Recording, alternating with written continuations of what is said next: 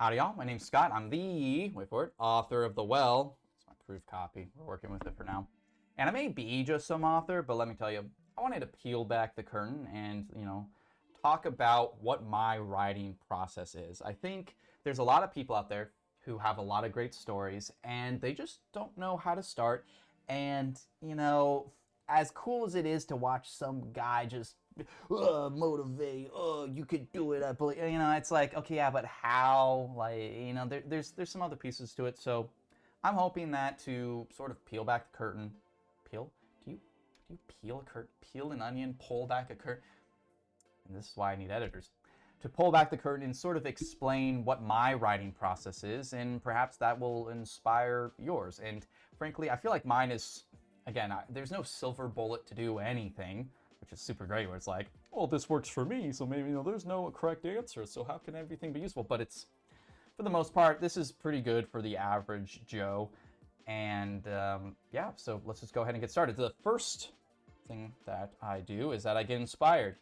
Wow, inspired, that's cool. Well, it's more to say that I'm not sitting at the computer with an empty, or writing something or whatever, and I'm just like, oh, what do I want to, normally what happens is that I'm absorbing media. I mean, my first book, I got inspired by a GIF, an image on Reddit that was the Lord of the Rings characters with lightsabers. And I was like, that looks cool. And then I wrote a book.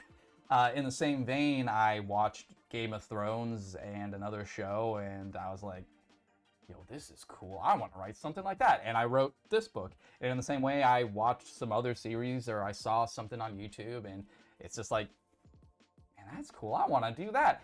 And what's nice is that, okay, when inspiration sort of strikes you, it's important to just kind of roll with it, see if you actually like it. So that rolls immediately into what happens next.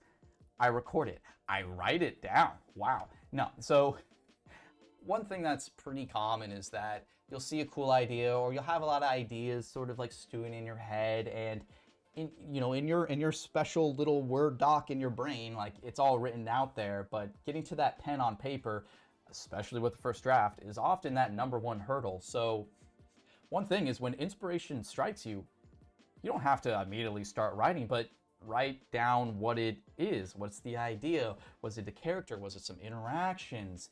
Was it a theme? And just whenever you're sort of getting inspired by something, whether it be a song or movie or TV show or whatever, record it, write it down. It's really useful. And I always have something called, well, I guess it's going by a different name, but we're going to call this the sort of the lore document, right?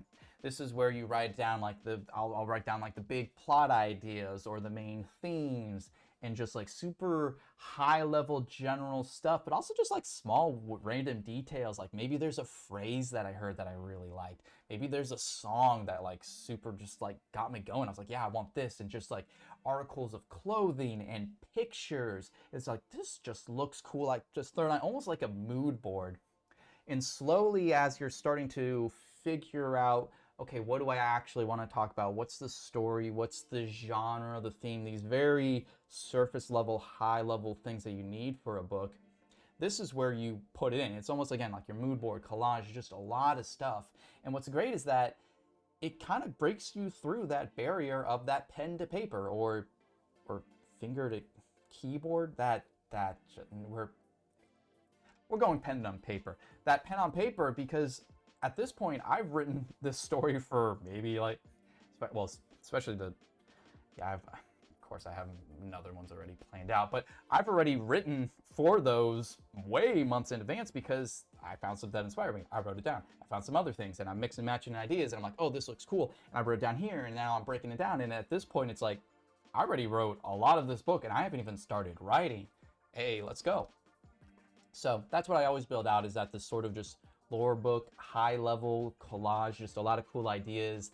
And eventually I'll start kind of getting into just general, like, okay, what this world is, cast of characters. I'm not even naming them yet. I actually don't like naming characters until I fully understand their personality, because I think that the name should sort of, that's getting too in the weeds. Anyway, So after I've sort of built out the sort of general lore book, I have a little bit of characters, some general plot ideas, and I kind of, maybe I'm just like taking little bits and pieces.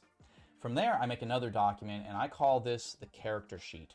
And this is where I actually break down the characters. Again, I'm not necessarily naming them, but I'll be starting with very super basic high-level stuff about them. Not even really about what they look like or, again, their names. Just the ideas and like what do they believe in? What are their personalities? Like where are they from? What's their vibe? What sort of energy do they have? Just like, again, we're really still on the vibes level of these characters. Maybe there's a phrase that I heard that I really want a character to say, and I'll attach it to one of these characters. And once I have the sort of this lore doc that's sort of like very general, high level, a lot of idea, at this point I have like the themes a little more built out, because again, you're very iterating and iterating as inspiration strikes you. And now you sort of have a cast of characters that you sort of have a general understanding of, what their vibe is, who's related to what, how does this person feel about that person, just like good, bad, very, very super high level. We don't need to get into the weeds just yet. From there, I'll start doing my favorite thing, building out a bullet point list. Let's cheer. I just want to give a toast to the bullet point list. The best way to write anything, especially a plot. Here's to you. Bullet point list. Oh man, I've talked about this thing forever. But let me just sort of break down what goes into that list. Well, typically how I will do it is that, again, we're still staying very high level. Each bullet point is a chapter, and each bullet point is 1 to 2 sentences. Try to just nail it down into one sentence. What happens in this chapter? And that really gives you a very high level beat of the story. This is what's happening, and then this happens, and this happens, and it gives you that very grounded through line of, therefore, because type of framework. And once I have that bullet point plot done, I will iterate on it. So then I'll make another bullet point document. I'll copy and paste that over. And now instead of one sentence, because again, these are like sort of the chapters of the book, I'll then turn that one sentence into like, I don't know, about a paragraph. And I'll do that. And then I'll iterate it again. And I'll make it 2 paragraphs. And usually around that point, the sort of more, the actual things that are happening in that story, not just like very, one person, they walk through the woods becomes they're walking from this city to this city because they need to accomplish X, Y, and Z.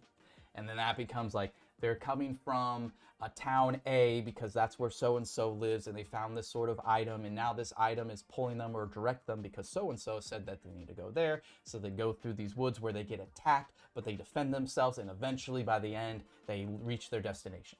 So things just continue to get more and more fleshed out. And usually by this point, that's when I will go back to my character sheet and really start breaking it down to a little more of the minutia. That's when I'll actually get more of their 3 layers of not only how they project themselves, but what are their like internal struggles, how are they raised, their basic education. I'll even start working on like the rules. I have specific rules for particular characters just so that their dialogue is more distinct. So some characters will say, X, Y, and Z, versus someone else who will say A, B, and C, and only A, B, and C will maybe speak in a particular way because, again, it ties back to their backstory. All of that cohesion stays in one document, so that way, at a glance, you can see, which I'm getting a little on myself, but at a glance, you can see everything about that specific person, or at least the major important stuff about that person. And again, I've already talked about in other videos, a lot of this stuff you're going to discover as you're writing it, so don't worry too much if things feel a little bare bones, because you just have to believe in the process. I promise you, things will become more fleshed out as you start iterating on it. And once I have a character sheet done, once I'm feeling good about, I have about 2 paragraphs per chapter about the, really just hitting on the major key points, that's when I start with my first draft. And oftentimes, my first draft, I'll literally take the most recent version that has, 2-ish paragraphs, and line by line, I will break them down into sentences. And each of those sentences, I will then break down into paragraphs. Now, the reason I call this my first draft is that, well, when you really think about it, that's quite a lot, especially in that now you're including dialogue. So if the sentence of like they discovered an artifact. So then that, okay, well, how do they discover it? Who's discovering it? And then some basic dialogue exchanges on, how they're feeling about it, who's discovering it, just to kind of set, who is doing what, which is a lot easier when you already have this sheet that I got the character sheet on this one monitor, and I have what's happening in this chapter right in front of me because I'm writing it. And you can go back and forth like, okay, what makes sense for this character to say? Does it make sense for them to discover this? What's important to them? What are they going to point out here? And just kind of start getting those beats. And even the second draft, I would say it's bullet point light. Like, it's very, the formatting isn't necessarily like a very good way to, even like show a single human being. But I'll do the entire book that way. And that's one thing I really want to focus on and to really put emphasis. So, and honestly, this is a demon that I fight on the daily. Just go from top to bottom, just just iterate on the entire draft, and then start over and iterate over the whole thing. Don't be like, well, the first chapter is the most important one, so I'm going to work on this one and iterate it 7 times over, and then No, trust me.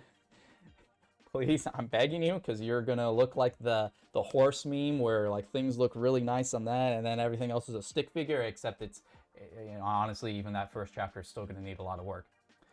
Just keep iterating from top to bottom. Do an entire version. Don't just work on one chapter or do 3 and then just go through the entire one.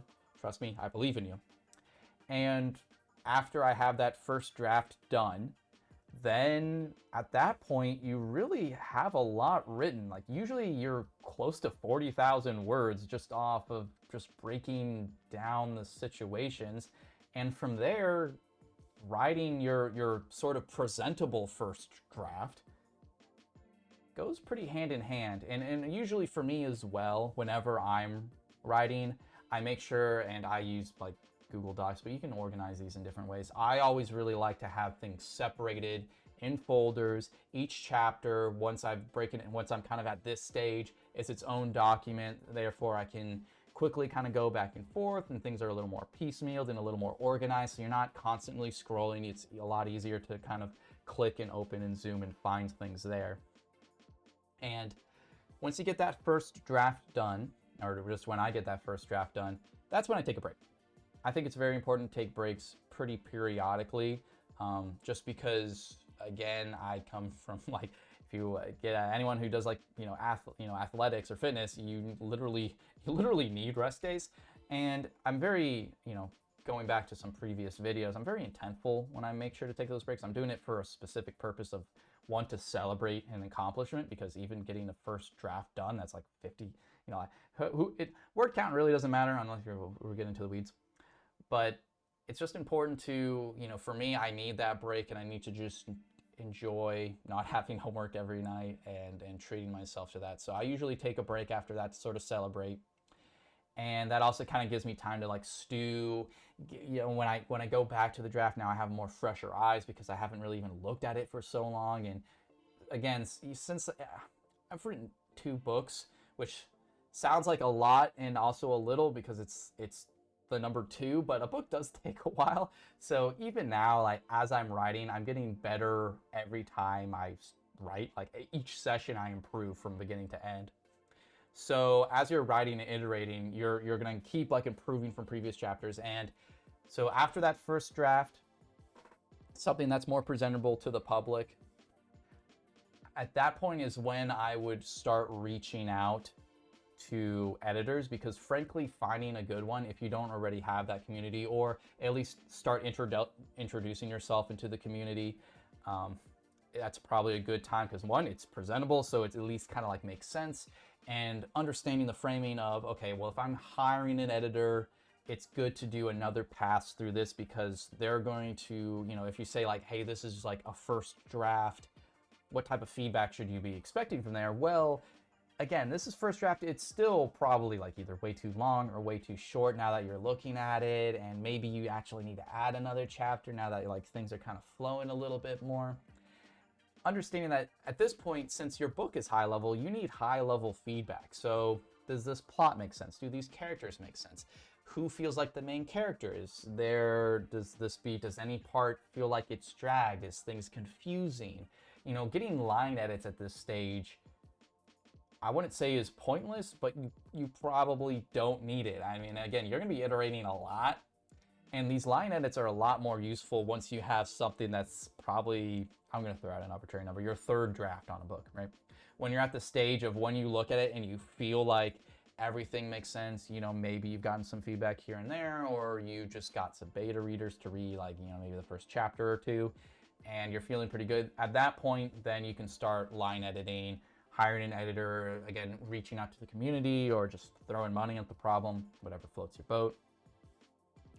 And after that, it just kind of depends on the project. And frankly, if you're getting to this point, you don't need my help anymore. You've probably worked on this book for about a year and a half, 2 years. You've written way more than you possibly thought you could achieve. And what your goals are for this book, you probably understand them by now. It's like, are you trying to get this traditionally published? Are you just trying to get it out into the world? Are you just trying to make it into a blog? Or are you just going to hold it onto yourself and just be kind of happy and, you know, just work on the next project? But, you know, whatever you sort of like sat with, that's sort of what you decided and what your goal was for this book. So my method is very piecemeal. It's incredibly high level, but for me, that makes the most sense. And I feel like it makes the most sense for a lot of other people. It's so easy with these long projects to get stuck into the weeds and thinking that you need X, Y, and Z to do anything, when really at the end of the day, you just need themes and you just need a handful of characters and just enough understanding of these characters in the world that what happens and how they interact with it and how it ties together with the world in your plot. That's really all you need.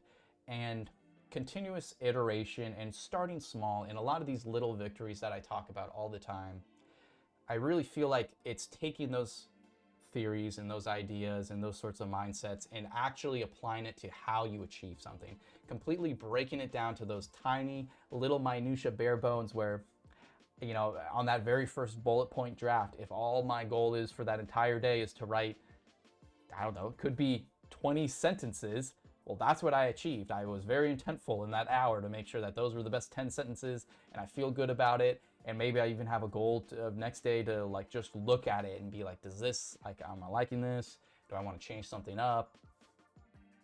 Just breaking it down like that is just so much easier. And hopefully that helps y'all too. I'm excited to read your book. You know, I'm sure you're sitting on one right now. And if I don't read it within the next, I don't know, 2 years, I'm gonna be disappointed. All right, at least send me a proof. Come on, guys, post something in the comments. Anyway, hopefully that helped. Give it a like, give it a sub. Thanks for watching.